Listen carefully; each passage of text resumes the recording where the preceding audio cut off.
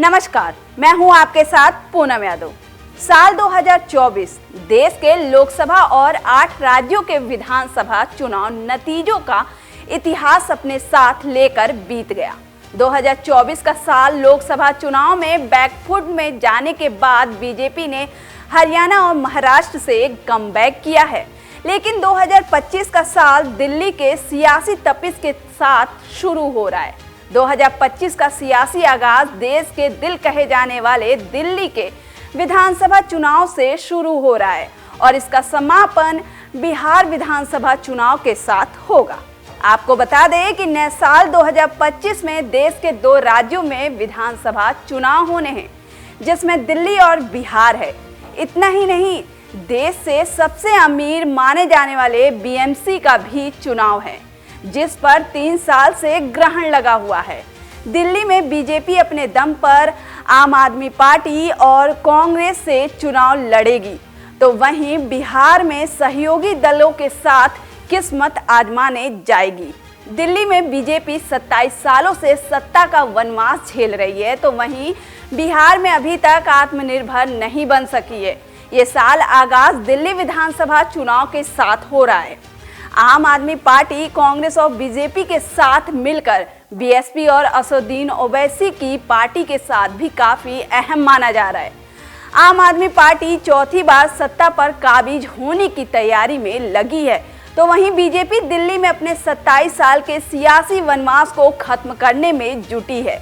इसी बीच कांग्रेस दिल्ली में अपने खोए हुए सियासी जनाधार को वापस पाने के लिए बेताब है, जिसके चलते दिल्ली के चुनाव अहमियत को समझा जा सकता है। आपको बता दें कि दिल्ली में अगर अरविंद केजरीवाल अपनी जीत का चौका लगाते हैं तो ये दिल्ली के बेशक बड़ी बात होगी।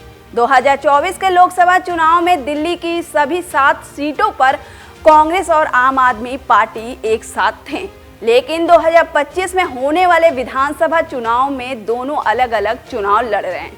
बीजेपी भले ही देश की सत्ता पर 10 साल से काबिज हो, लेकिन दिल्ली का दिल नहीं जीत पाती है। इसी के साथ आपको बताते चले कि साल 1998 में बीजेपी के दिल्ली की हाथों सत्ता गई, तब से वापस कर नहीं सकी। तो वहीं 15 साल तक शीला दीक्षित के अगुवाई में कांग्रेस के सामने खड़ी तक नहीं हो पाई। इसके बाद 11 साल से आम आदमी पार्टी और अरविंद केजरीवाल के आगे रास्ते नजर नहीं आए। ऐसे में बीजेपी 2025 में होने वाले विधानसभा में हर हाल में दिल्ली में कमल खिलाना चाहती है, जिसके लिए उसने पूरी ताकत झोंक रखी है। लेकिन अरविंद केजरीवाल भी कम नहीं है।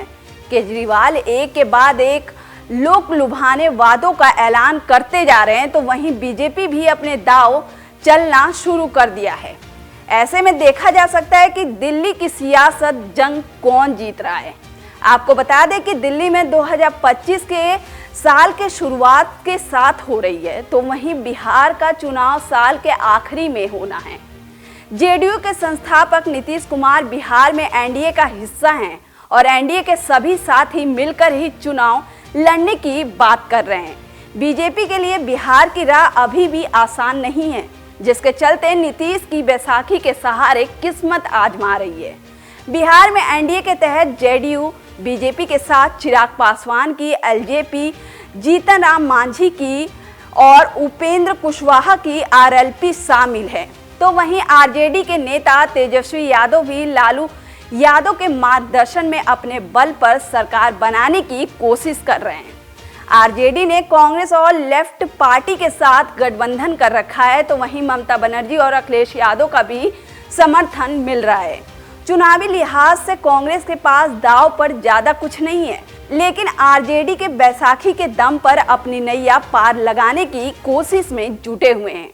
इसके अलावा बिहार में तीसरे प्लेयर्स के तौर पर चुनावी रणनीतिकार से नेता बने प्रशांत किशोर की जन स्वराज पार्टी भी इस बार पूरे दमखम के साथ चुनावी मैदान में उतर रही है। तो वहीं मुस्लिम वोटरों के सहारे किंग मेकर बनने का सपना संजो कर रखने वाले असदुद्दीन ओवैसी भी अपनी किस्मत आजमाने में जुट गए हैं। बिहार विधानसभा चुनाव नीतीश कुमार के लिए काफी अहम माना जा रहा है, क्योंकि पिछले 3 दशक से सत्ता की धुरी बने हुए हैं, जो जब चाहते हैं आरजेडी के साथ मिलकर सरकार बना लेते हैं और जब मर्जी होती है तो बीजेपी के साथ दोस्ती कर सत्ता पर काबिज हो जाते हैं। बीजेपी भी बिहार के जाति समीकरण के चलते नीतीश कुमार को साथ लेकर चल रही है, लेकिन उसका सपना महाराष्ट्र की तरह बिहार में भी अपना मुख्यमंत्री बनाने की है। इस बात को नीतीश कुमार और उनकी पार्टी समझ रही है, जिसके चलते जेडीयू ने सियासी दांव चलना भी शुरू कर दिया है। फिलहाल के लिए इतना ही। और भी खबरों को देखने के लिए देखते रहिए टीवी 24 नेटवर्क।